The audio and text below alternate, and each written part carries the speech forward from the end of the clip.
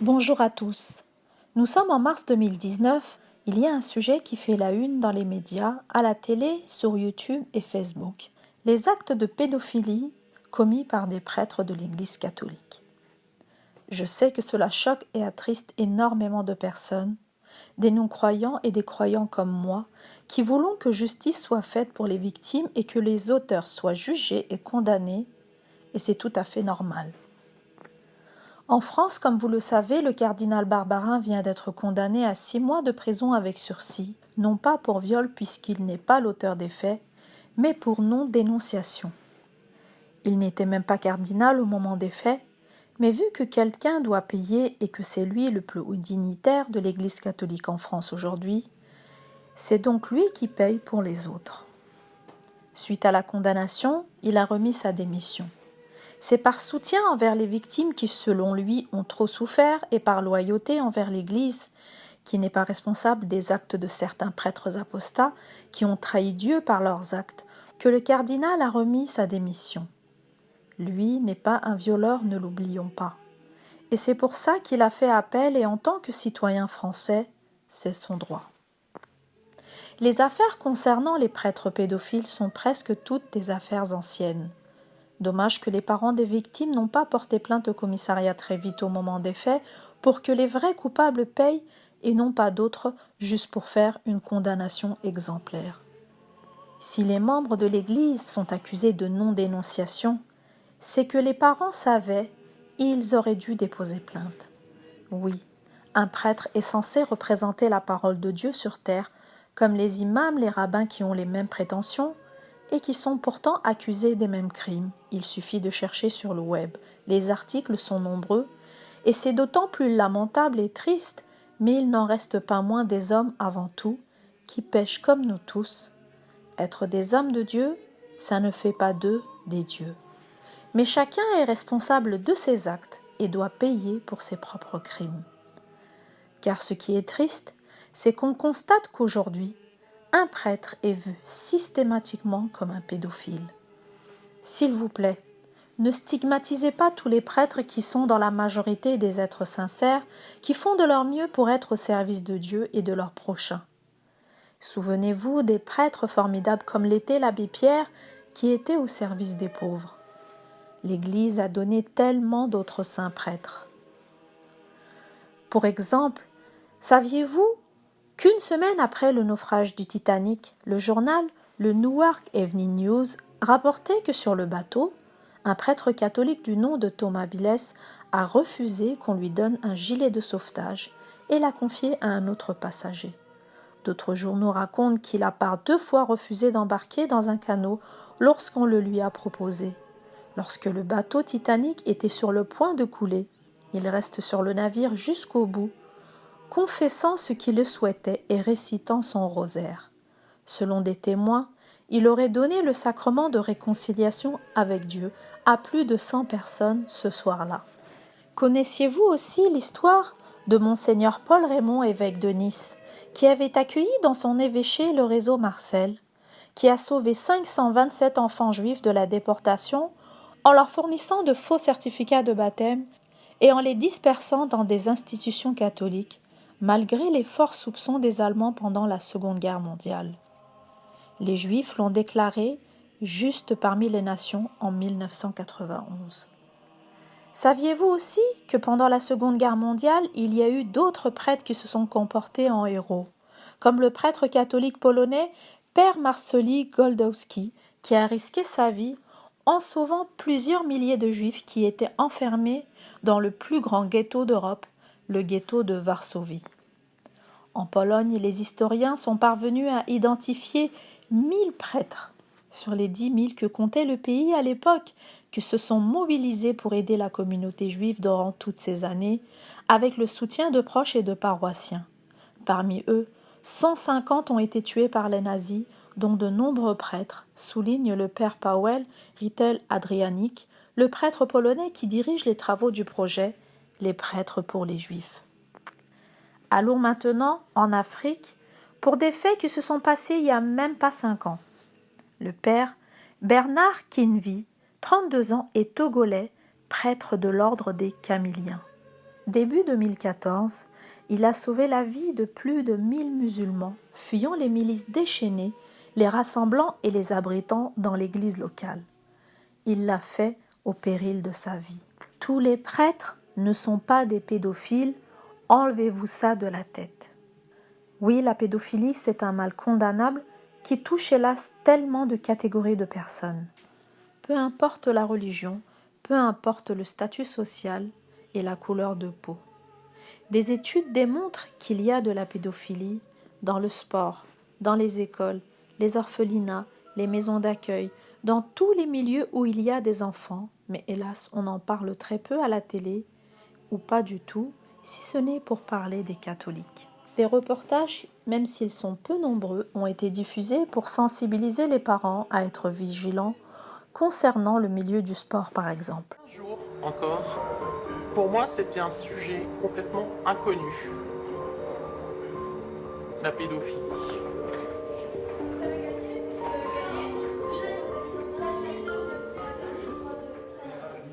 J'avais 11 ans et demi, jusqu'à 15 ans et demi, mon agresseur, ou le pédophile, m'a fait du mal. Donc c'est pour ça que j'ai pu en parler, moi, que 18 ans après. Alors pendant ces 18 années, mais dites-vous que c'est très compliqué de vivre avec ça. Et surtout qu'on vous fait croire qu'il ne faut surtout pas le dire. Cette présentation surprenante, Sébastien Boueil la reproduit chaque semaine dans des vestiaires différents du sud-ouest de la France. Depuis 2 ans et demi, son histoire, sa blessure sont devenus son combat et une association, les Colosses aux pieds d'argile. Voici 3 histoires qu'il a croisées sur son chemin, des victimes d'actes pédophiles dans le cadre du sport. Et pendant que tu seras chez lui, il te fera du mal. Donc même si tu connais la personne, elle n'a rien à faire nue dans les douches avec toi. Sans oublier dans les orphelinats et les familles d'accueil. C'est vraiment triste. D'un mot, quand vous avez entendu parler de toutes ces histoires de pédophilie dans l'église avec les prêtres, vous aviez 11 ans, vous, qu'est-ce que vous en avez pensé de ce sentiment de... J'ai honte. J'ai honte. Jamais ça ne vous est arrivé, ça? Si, mais ça ne m'est pas arrivé avec des curés, ça m'est arrivé en orphelinat. Nous avions des attouchements. Même nos juges, puisque vous voulez me faire parler, je vous le dire, même nos juges, les juges pour enfants, dans les années 50, faisaient des attouchements sur les enfants dans les orphelinats. L'orphelinat Saint-Vincent-de-Paul, c'est connu. Il y a de grands politiques qui ont des dossiers. Ah bon? Ben, c'est pour ça qu'ils ont fait une belle carrière. Non, vous rigolez. Bah évidemment. Vous connaissez des politiques qui n'ont pas de dossier et qui font Non, une mais belle là, carrière, oui. sur les attouchements avec les enfants, c'est ce qu'on appelait les balais roses à l'époque. Mais oui, mais ça a toujours existé, ça a toujours été... Vous-même, vous en avez été victime, vous dites, de la part des juges ou de... Victime. Bah, victime, oui, quand même. Bon, quand il faisait tomber son crayon, ou elle tombait, ou il ouvrait sa braguette, on se racontait ça entre nous, et puis voilà. Vous avez fait des fellations à des adultes ou des choses comme ça? Non, non, je ne suis pas allé jusque-là, mais on s'est laissé un peu tripoter, oui, parce qu'on avait droit à des bonbons, enfin c'est une image, mais c'est un peu ça, oui. Oui. Ça c'est le monde qui va... Ça vous a pas traumatisé? Ben si, c'est pour ça que quand on en parle aujourd'hui, je trouve ça me fait frémir même, que ça existe encore. Vous savez, mais les orphelinats aujourd'hui c'est sordide, on croit que tout a évolué, tout ça, c'est sordide. La tendance récente et inquiétante, c'est l'abus sexuel de mineurs sur d'autres mineurs en croissance spectaculaire. Que font les familles? Il semble que la banalisation des films pornographiques soit l'une des causes de cette dérive. Et les prédateurs pédophiles qui sévissent sur Internet en se faisant passer pour des enfants.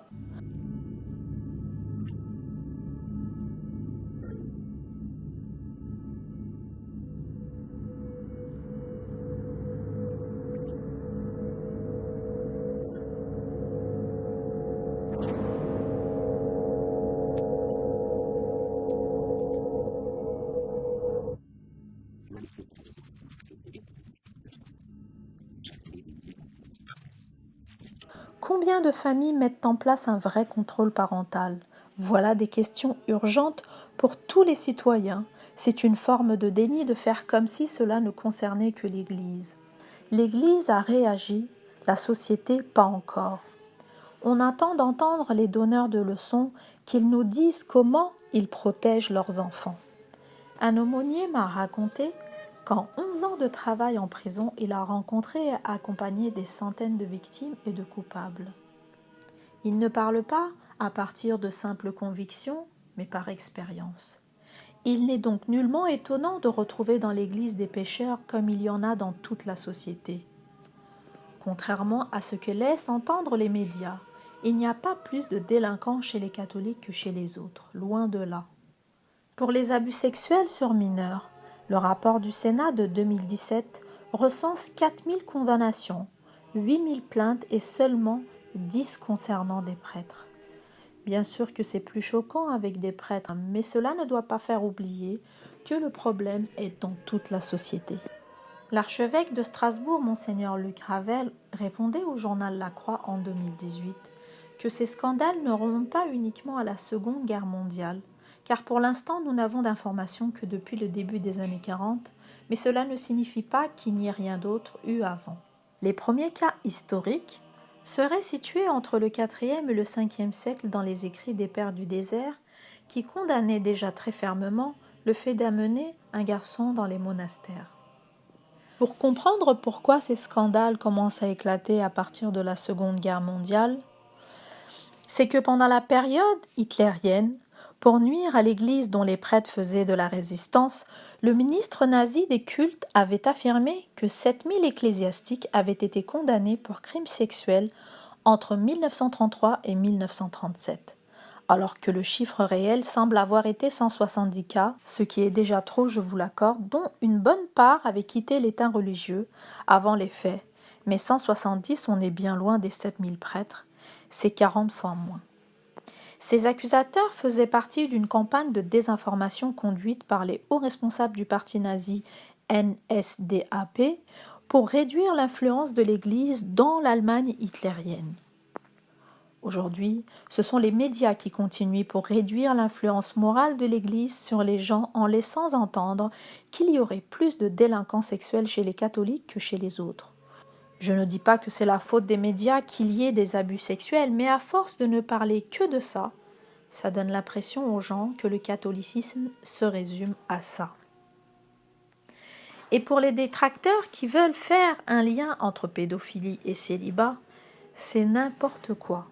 Selon Stéphane Joulin qui répondait au journal Le Monde, il faut distinguer célibat et pédophilie qui n'ont aucun lien, puisque la majorité des crimes pédophiles commis dans la société sont liés à l'inceste et ont pour auteur des membres de la famille de l'enfant ou des proches, déjà mariés ou non.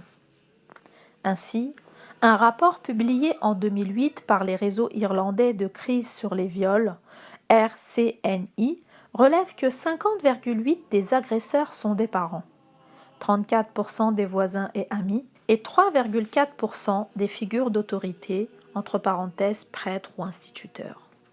Donc dire que la pédophilie est causée par le célibat, c'est grotesque, puisqu'après enquête, il s'avère que la majorité des victimes de pédophilie sont de petits garçons. Si le résultat de l'étude démontre donc que les auteurs seraient homosexuels, le mariage ne résoudrait rien. L'État a raison de blâmer le silence des autorités de l'Église. Oui, c'est mal, mais malheureusement les faits se sont passés dans une période où tous les milieux touchés par la pédophilie se taisaient. Par exemple, l'État donneur de leçons n'a pas non plus donné le meilleur exemple, puisque dans l'éducation nationale, auparavant, les affaires concernant les éducateurs étaient souvent traitées en interne et se traduisaient par des blâmes ou des mutations, comme le prouve l'article publié à ce sujet en 1998 dans le journal L'Express. Je cite « Pas une semaine sans une affaire de pédophilie », a dénoncé Ségolène Royal à l'Assemblée nationale le 29 janvier dernier. L'éducation nationale ne couvre plus ces pédophiles, une vraie révolution culturelle. Il y a 3 ans encore, Georges Berned, alors directeur adjoint des lycées et collèges, confiait pudique à l'Express.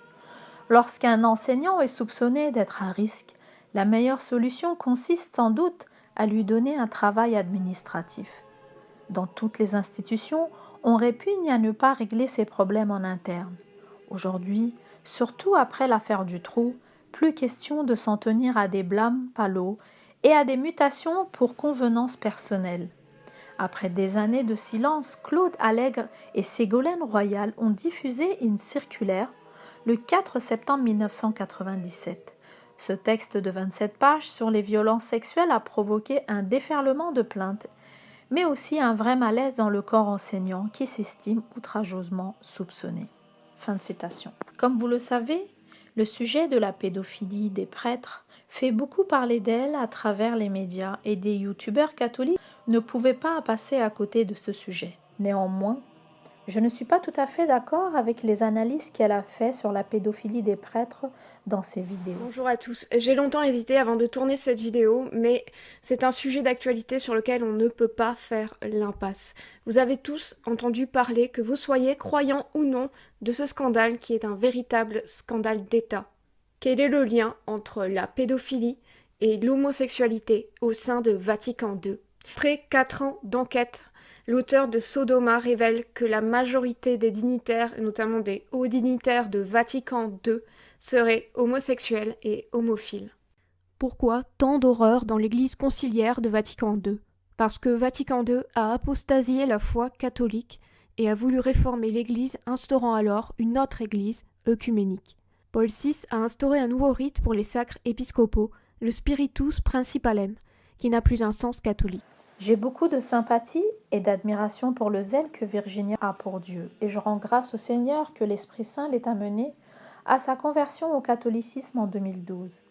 Mais à cause de ses orientations sédévacantistes, elle prétend dans plusieurs de ses vidéos que c'est l'Église Vatican II qui serait à l'origine des actes de pédophilie ou de viol commis par des prêtres. Avec tout mon respect, ces propos sont complètement à côté de la plaque. Étant donné que Vatican II n'est pas le nom d'une nouvelle église, mais juste le nom du dernier concile, le 21e réuni par l'église, je ne vois pas le rapport. Un concile est une réunion d'évêques qui discutent des sujets de la foi, soit de manière dogmatique ou pastorale. D'un point de vue historique, le premier était le concile de Nicée I, parce qu'il s'est réuni à Nicée et qu'il était le premier.